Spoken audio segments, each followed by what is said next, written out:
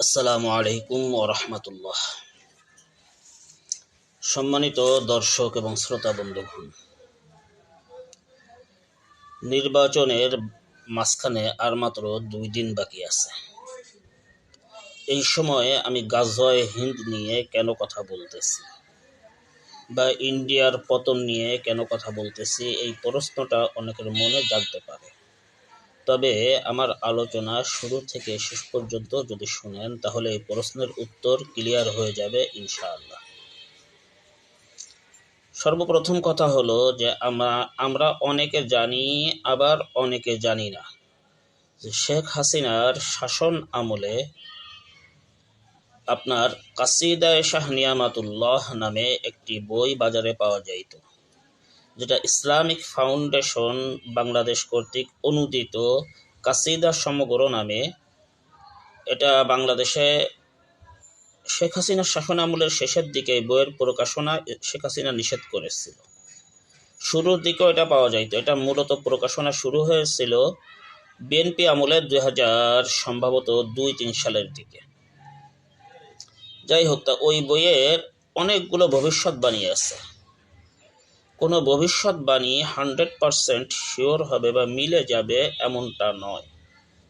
তবে কিছু ইলহামি কথা থাকে আল্লাহ রাব্বুল আলামিনের পক্ষ থেকে, আল্লাহওয়ালা বুজুর্গরা বলেন, সেই কথাগুলো মিলে যায়।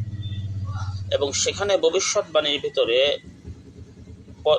বিভিন্ন রকম ভবিষ্যৎবাণী ইতিপূর্বের যে সকল বিষয়গুলো নিয়ে, প্রথম বিশ্বযুদ্ধ, দ্বিতীয় বিশ্বযুদ্ধ, এগুলো নিয়ে যে ভবিষ্যৎবাণী সেখানে ছিল, সেগুলো যেভাবে বলছে সেভাবে হুবহু খেটে গেছে। তা গাজওয়ে হিন্দ সেখানে ভবিষ্যৎবাণীতে একটা কথা বলা হয়েছে যে এই পূর্বের মুসলিম অঞ্চল, ভারতের পূর্বের মুসলিম অঞ্চল তথা বাংলাদেশ, এই বাংলাদেশের সঙ্গে গাজওয়ে হিন্দ তো হবে, কিন্তু সূচনা কিভাবে? হাদিসে তো আছে যে মালহামা হবে, মালহামাতুল আজিমা, তৃতীয় বিশ্বযুদ্ধ। আর গাজওয়ে হিন্দের কথা আছে হিন্দুস্তানের যুদ্ধ হিসেবে হাদিসে। কিন্তু এটা কখন হবে, কিভাবে হবে? তো ওই ভবিষ্যৎবাণীর ভিতরে একটা কথা বলা হয়েছে যে একটা সময় এমন আসবে যখন এই বাংলাদেশ তথা পূর্বের মুসলিম অঞ্চলের একজন শাসক আসবেন, যার নামের প্রথম অক্ষর হবে শিন এবং শেষের অক্ষর হবে নুন। তিনি 2 ঈদের মধ্যবর্তী সময়ে ভারতের সঙ্গে একটা চুক্তি করবেন, খুবই গোপনীয় চুক্তি, এবং যেই চুক্তির উপরে ভিত্তি করে এই রাষ্ট্রে ভারত সৈন্য প্রবেশ করাবে এবং গাজওয়ে হিন্দের সূচনা হবে এবং গাজওয়ে হিন্দে মুসলমানদের বিজয় হবে। তো হাদিস দ্বারাই প্রমাণিত। তবে প্রচুর পরিমাণে মুসলমান শাহাদাতের রোমীয় সুধা পান করবেন।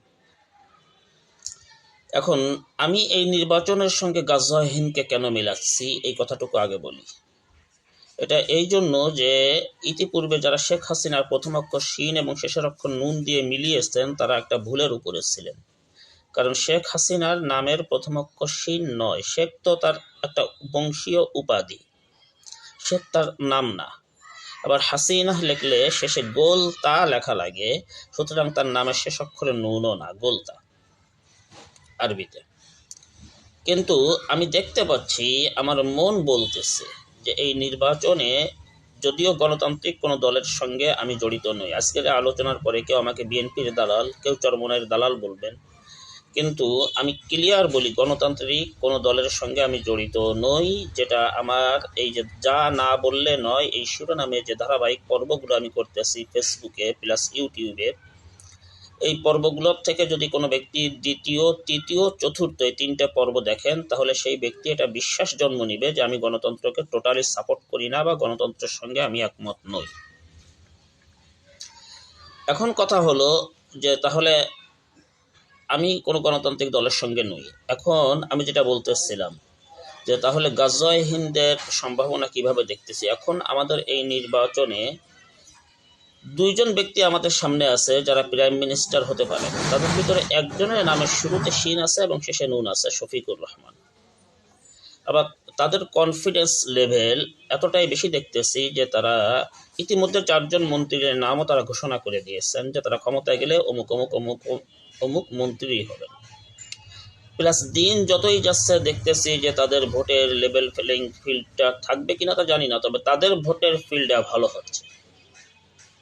তার মানে হলো যে তারা ক্ষমতায় গেলে একটা আমেরিকার সঙ্গে প্রকাশ্য চুক্তি, হ্যাঁ, এবং এবং যেই কথার উপরে ভিত্তি করে চরমোনাইকে বাদ দেওয়া এবং শরিয়া বাস্তবায়ন করবো না এই কথাগুলো বলা। এরপরে ভারতীয় সাংবাদিকের সঙ্গে আজকে একটা ভিডিও দেখলাম, ভারতের সঙ্গে হয়তো কোনো গোপন চুক্তি হতে পারে, যেটা ওই ভবিষ্যৎবাণীতে আছে, আল্লাহ পাক ভালো জানেন। সুতরাং এই দৃষ্টিকোণ থেকে আমি দেখতেছি জামাত ক্ষমতায় চলে আসছে, এটা অনেকটা ধরে নেওয়া যায়। তাহলে আমাদের করণীয় কি? জামাত ক্ষমতায় চলে যেহেতু আসছে, বাসার সম্ভাবনা বেশি, তাহলে কি জামাতকেই সাপোর্ট দিব, দিয়ে নিজের পিঠ বাঁচাবো? কি করণীয়? না, আমাদের করণীয় হলো যে চেষ্টা করব যাতে করে গাজওয়া হিন্দকে আরেকটু বিলম্বিত করা যায়। হতে তো হবেই, হাদিসে যেহেতু আছে হবেই, কোনো সন্দেহ নেই, আরেকটু বিলম্বিত যেন করা যায়। অর্থাৎ প্রথম অক্ষর শিন এবং শেষের অক্ষরে নুনওয়ালা ব্যক্তি যেন আমাদের রাষ্ট্র ক্ষমতা আসতে না পারে। এদেরকে ভোট দিবেন না, এটা হলো আমার দাবি, আমার জাতির প্রতি আমার দিক নির্দেশনা। কেন? আমি 7টি কারণ বলবো মৌলিকভাবে।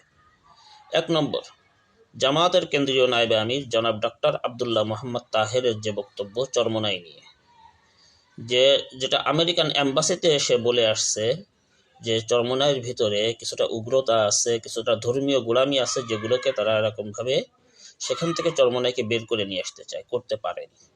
চরমোনাই বের হয়ে গেছে বা জামাত বের হয়ে গেছে, যে যেভাবেই বুঝেন, আমি বুঝি জামাত বের হয়ে গেছে।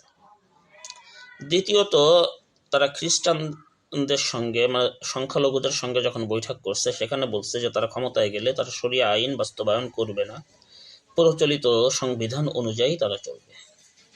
তৃতীয়ত, তারা যে ইশতেহার পেশ করেছে, এই ইশতেহারের কোথাও তারা একবারের জন্য এই কথা বলেননি যে আমরা ইসলাম প্রতিষ্ঠা করব। এমনকি তাদের স্লোগানের ভিতরে এটা নেই যে আপনারা ইসলামের পক্ষে ভোট দেন, তারা বলতেছে ইনসাফের পক্ষে ভোট দেন। ইনসাফ বলতেছে, ইসলাম নয়। ইসলাম বলতে তাদের খুব কষ্ট হচ্ছে, অথবা তেনারা হয়তোবা কমিটমেন্টে আছেন যে ইসলাম বললে হয়তো পশ্চিমা বাজানরা, ভারতের দাদা বাবুরা, ওনারা অসন্তুষ্ট হবেন। 4, অল পৃথিবীর সকল বিশ্ববিখ্যাত যে দ্বীনি মার্কাজগুলো আছে, দারুল উলুম দেওবান, দারুল উলুম সাহারানপুর, করাচি বিন নূর সহ, এরপরে করাচি জামিয়া সহ, এমনকি আমাদের বাংলাদেশের সকল বড় বড় প্রতিষ্ঠান, হাটহাজারি, গওহারডাঙ্গা, জামিয়া রহমানিয়া, এরকম লালবাগ সহ সকলের মতে মওদুদি জামাত একটা গোমরাহ তথা পথভ্রষ্ট দল। শুধু প্রাতিষ্ঠানিক না, ব্যক্তিগতভাবে যদি তাকাই, মওদুদির জীবদ্দশা থেকে নিয়ে শুরু করে আজকের দিন পর্যন্ত আশরাফ আলী থানভী রহমতুল্লাহ আলাইহি, আল্লামা মঞ্জুর নোমানি রহমতুল্লাহ আলাইহি, মুফতি মারিফুল কোরআনের লেখক মুফতি শফি সাহেব রহমতুল্লাহ আলাইহি, বর্তমান পৃথিবীর অন্যতম প্রধান মুফতি জাস্টিস আল্লামা তকি উসমানী, বাংলাদেশের মরহুম আল্লামা আহমদ শফি, আল্লামা জুনায়েদ বাবুনগরী, শাইখুল হাদিস আল্লামা আজিজুল হক, চরমোনাইয়ের মরহুম ফজলুল করিম রহমতুল্লাহ আলাইহি, মুফতি আমিন রহমতুল্লাহ আলাইহি, সদর সাহেব রহমতুল্লাহ আলাইহি, হাফেজ জুজুর যশোরী মুহাদ্দিস সাহেব সহ এরকমভাবে পীরজি হুজুর, এরপরে বর্তমান যারা জীবিত আছেন তাদের ভিতরে আব্দুল হামিদ মধুপুর, এরপরে আল্লামা আব্দুল মালিক সাহেব, আল্লামা নুরুল ইসলাম অলিপুরি, আল্লামা মুহিবুল্লাহ বাবুনগরী, চরমোনাইয়ের পীর সাহেবগণ, এনারা সহ আল্লামা মুফতি মুস্তাকুন নবী কাসেমি সহ এরকম আরো যারা আছেন, সকলেই তাদেরকে এরকমভাবে পথভ্রষ্ট দল, গোমরাহ দল হিসেবে সাব্যস্ত করছেন। সুতরাং তাদেরকে আমরা ভোট দেব না। এরপরে যে দেখেন, আহলে সুন্নাত ওয়াল জামায়াতের আকীদার সঙ্গেও 5 নম্বর কারণ যে তাদের অনেক বেশি দূরত্ব। মৌলিক দূরত্ব হলো ইসমতে আম্বিয়া তথা নবীগণ নিষ্পাপ হওয়াকে তারা মানে না, এবং সাহাবাই কেরামকে সমালোচনার ঊর্ধ্বে তারা মনে করে না। এই বিষয়টা নিয়ে বরঞ্চ তারা মওদুদির পক্ষে সাফাই গায়। বিশেষ করে তাদের একজন মৌলবী মুজাম্মেল, যাকে নিয়ে আমার ইউটিউব চ্যানেলে ভিডিও দেওয়া আছে, ফেসবুকেও লিঙ্ক শেয়ার করা আছে, যে জামাতি মৌলবী মুজাম্মেলের গুরু ভক্তি, মিস্টার মওদুদি সাহাবা বিদ্বেষ, জামাতি মৌলবী মুজাম্মেলের গুরু ভক্তি এবং আমার বিশ্লেষণ, এই শিরোনামে আমি ভিডিও করছি, যারা চান তারা দেখে নিতে পারেন। এর বাহিরে তারা ইসলাম ধর্মের বিশুদ্ধতাকেই অস্বীকার করে না, যেটা আমি আমার আলোচনার যে যা না বললে নয় যে ধারাবাহিক কোর্সের 42তম পর্বে আমি এটা ক্লিয়ার করছি। এর পাশাপাশি 14তম পর্বে আমি জামাতের উপরে 3টি প্রশ্ন ছুড়ে দিয়েছি, যা জামাতের রাজনীতি আমার উপলব্ধি, জামাতের নিকট আমার 3টি প্রশ্ন, আদৌ উত্তর পাবো কি? সেখানে 3টি প্রশ্ন ছুড়ে দিয়েছি। 17তম পর্বে জামাত নেতৃবৃন্দ কর্তৃক মন্দির পরিদর্শনে যাওয়া, এরপরে রোজা এবং পূজাকে একই মুদ্রার এপিটপিট বলা, বিষ্ণু কৃষ্ণকে ঈসা মুহাম্মদ সাল্লাল্লাহু আলাইহি ওয়াসাল্লামের সঙ্গে তুলনা করা, এগুলো নিয়ে আমি আমার 17তম পর্বে আলোচনা করেছি। পাশাপাশি 42তম পর্বে আলোচনা করছি জোট ভেঙে যাওয়ার পরে যে জোট কেন ভেঙে গেল। তা যারা শুনতে চান, যারা সত্যকে জানতে চান, অথবা আমাকে যদি ভুল মনে করেন, আমাকে শুধরিয়ে দিতে চান, তাহলে আমার যে ধারাবাহিক যে লাইভগুলো চলতেছে এর যা না বললে নয় শিরোনামের 14, 17, 32 এবং 42তম পর্ব এটা শুনবেন। শোনার পরে আমাকে শুধরিয়ে দিবেন, আর যদি নিজে সত্য জানতে চান ইনশাআল্লাহ জানতে পারবেন, আর আমি ভুল থাকলে আমাকে শুধরিয়ে দিবেন। 6 নম্বর কারণ, জান্নাতের টিকিট বিক্রি। বিএনপি আলারাও করতেছে, জামাত আলারাও করতেছে, দুইটার একটাও তো ইসলামী দল না। কিন্তু বিএনপি ইসলামের লেভেল লাগায় নাই, জামাত ইসলামের লেভেল লাগাইছে। যদি জামাত যদি ইসলামের লেভেল না লাগাইতো তাহলে জামাতের উপরে আমাদের এত এত এত আপত্তি থাকতো না, যেটা আমি ইতিপূর্বে আমার একাধিক ভিডিওতে ক্লিয়ার করছি। আজকে সংক্ষেপে বলি যে আমার সামনে যদি 2টা বোতল থাকে, একটা বোতলের ভিতরে বিষ ভরা আর একটা বোতলে মধু ভরা, কিন্তু তার ভিতরে 2-4 ফোঁটা বিষ আছে। বিষের বোতলে লেখা আছে জীবন ধ্বংসকারী বিষ, এবং মধুর বোতলে লেখা আছে খাঁটি মধু, কিন্তু 2-4 ফোঁটা বিষ আছে ওর ভিতরে। এই দুইটার ভিতরে কোনটা আমার জীবনের জন্য বেশি ভয়ঙ্কর? অবশ্যই মধুর বোতল, কেননা বিষের বোতল থেকে আমি সতর্ক থাকতে পারবো, তবে মধুর বোতলকে আমি মধু মনে করে খেয়ে ফেলবো, কিন্তু 2-4 ফোঁটা বিষ আমার জীবনটাকে শেষ করে নেবে। তা অনুরূপভাবে বিএনপি সহ যত সেকুলার দলগুলো আছে, এরা তো আমাদের জন্য বিষের মতো ইসলামের জন্য, এটাকে ইসলামিক দল আমরা মনে করবো না এবং সেই অনুযায়ী ওদের কাছে যাবো না। কিন্তু জামাতকে ইসলামী দল মনে করে যখন যাওয়া হবে, ঈমান, আকীদা, আমল সব কিছু আস্তে আস্তে শেষ হয়ে যাবে। এটা হলো 6ষ্ঠ কারণ। 7ম কারণ হলো যেটা বললাম যে কাসিদা শাহ নিয়ামতুল্লাহ বা আল্লামা শাহ নিয়ামতুল্লাহ রহমতুল্লাহ আলাইহির ভবিষ্যৎবাণী, যে প্রথম অক্ষর শিন এবং শেষের অক্ষর নুন এমন কোনো ব্যক্তিকে আমরা রাষ্ট্র ক্ষমতায় দেখতে চাই না। তাহলে এই মুহূর্তে আমাদের করণীয় কি? কাকে ভোট দিব? সংক্ষেপে একটা রিলস করছিলাম, সেখানে বলছিলাম কাকে ভোট দিবেন। বলেছিলাম যে যেখানে বেয়াদব প্রার্থীগুলো আছে সেখানে বলেছিলাম, তথা যুবক যে সকল প্রার্থী যাদেরকে তার প্রতিপক্ষ বেয়াদব বলতেছে, যেমন উদাহরণস্বরূপ হাসানাত আবদুল্লাহ, নাসিরুদ্দিন পাটোয়ারি, অরিজিনাল বেয়াদব বলতে চাই না, কিন্তু যুবকদের দুর্নীতির লাগাম টেনে ধরার জন্য, তাদের অপকর্মের লাগাম টেনে ধরার জন্য এই জাতীয় কিছু প্রার্থী সংসদে প্রয়োজন। এই জন্য 1 নম্বরে তাদেরকে ভোট দিবেন। তাদের বিপক্ষে কে আছে না আছে এটা দেখার দরকার নেই, আমি বলছিলাম। এটা আমার মতামত, প্রত্যেকের নিজস্ব মতামত থাকবে।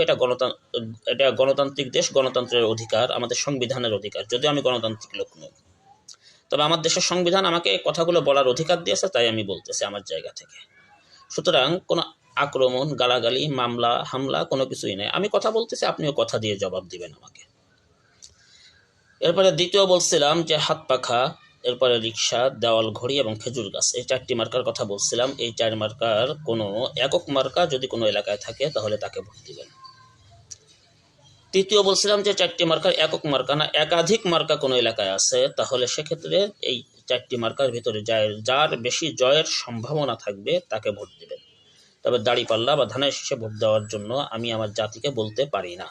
আমাকে কোরআন ও হাদিসের যতটুকু ইলম অর্জন করছি সেটা আমাকে কথা বলার অনুমতি দেয় না। আশা করি সকলে বুঝতে পারবেন এবং আল্লাহ রাব্বুল আলামিন আমার জাতিকে সহিহ বুঝ দান করুক। গাজওয়া হিন্দের ভয়াবহতা, ঈমানের পরীক্ষার যে ভয়াবহতাটা সামনে আসতেছে, এর থেকে আল্লাহ রাব্বুল আলামিন এর আগেই আমাদেরকে ঈমানের সঙ্গে হক্কুল ইবাদ মুক্ত অবস্থায় দুনিয়ার থেকে নিয়ে যান। এই ভয়াবহ অবস্থার থেকে আল্লাহ রাব্বুল আলামিন আমাদেরকে হেফাজত করুক, আমিন। ওয়ামা আলাইনা ইল্লাল বালাগ, দায়িত্ব ছিল পৌঁছে দেওয়া, পৌঁছে দিলাম, মানা না মানা আপনার দায়িত্ব। আসসালামু আলাইকুম ওয়া রাহমাতুল্লাহ।